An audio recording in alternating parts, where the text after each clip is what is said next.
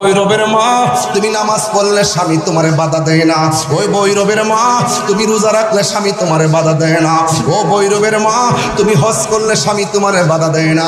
ও ভৈরবের মা, তুমি পর্দা করে চললে স্বামী তোমারে বাধা দেয় না। এরপরে তুমি কেন নামাজ পড়ো না? এরপরে তুমি কেন রোজা রাখো না গো? এরপরে তুমি কেন হজ করো না? তুমি কি জানো না, তুমি যদি নামাজ পড়ো গো আম্মা, তুমি যদি রোজা রাখো, তোমার পেটের মধ্যে যে এই বাচ্চাটা জন্ম হবে, এমনও হতে পারে তোমার ইবাদতের কারণে এই সন্তানটা আল্লাহর ওলি হয়ে যাইতে পারে। কথা বলেন না বাজান, ঠিক কিনা? এ যুবক ভাইরা গো, ও ভৈরবের বাবারা, ওই মহিলা বলেন আমার স্বামী আমাকে তেলের মধ্যে ফালাইয়া দিব। ওই মুহূর্তে আমি স্বামী যখন আমার টাইনা টেনে নিয়ে যাই, আমি আল্লাহরে ডাক দিয়ে বললাম, আল্লাহ আমার ইমানটারে তুমি নৈরাশ করো না, ইমানটারে নৈরাশ করো না।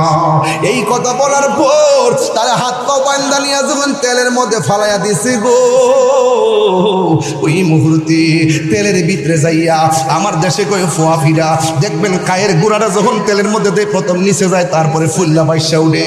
ওই মহিলারে যখন তেলের মধ্যে ফালাইয়া দিল, তেলের ভিতরে চলে গেছে, স্বামী আসছে আগুনটা ধরাইব, দেখতেছে তেলের ভিতরে যাইয়া ওই পাগলনি মুস্কি মুস্কি হাসতেছে। আর জোরে জোরে কর না আল্লাহু আকবার। আবার স্বামী মনে মনে কই কারণ কি?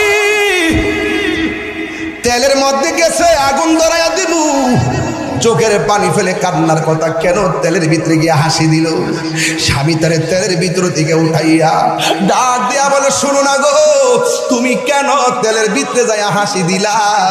ওই নারী ডাক দিয়া কয়, স্বামী গো, প্রেমের কথা বলতে হয় প্রেমিকের কাছে, রসের কথা বলতে হয় রসিকের কাছে, এশকের কথা বলতে হয় আশেকের কাছে, ভাবের কথা বলতে হয় ভাবুকের কাছে। তুমি হলে নাফরমান বেঈমান, তোমার কাছে প্রেমের কথা বলে লাভ নাই। এরপরে স্বামী ডাক দিয়ে যে, শোনো না গো, দয়া করে একটু বলো না। স্ত্রী মনে করেছে যদি আমি এখন বলি তাইলে আমার স্বামীর মনটা নরম হইতে পারে। এই কথা চিন্তা ভাবনা কইরা স্ত্রী ডাক দিয়ে কয়, স্বামী গো, আপনি যখন আমার ইচ্ছে মতো মারতেন, মায়ের চাইতে আল্লাহর জিকিরই বড় শান্তি লাগতো। শেষ পর্যন্ত আপনি যখন আমার জানেই মাইরা পালাবেন, এই জন্য আমি কি করেছি জানেননি? আমি আমার রবের কাছে আমি ঈমান ভিক্ষা চাইছি। এই ঈমান ভিক্ষা চাওয়ার পর আপনি যখন আমার আগুনের মধ্যে, আপনি যখন আমাকে গরম তেলের মধ্যে ফেলে দিলেন, ওই তেলের নিচে যখন আমি ঢুকছি, তেলের ভিতরে যাইয়া আমি দুইটা চোখ খুলে একবার আমার আল্লাহরে ডাক দিয়েছি, আল্লাহরে ডাক দিয়েছি।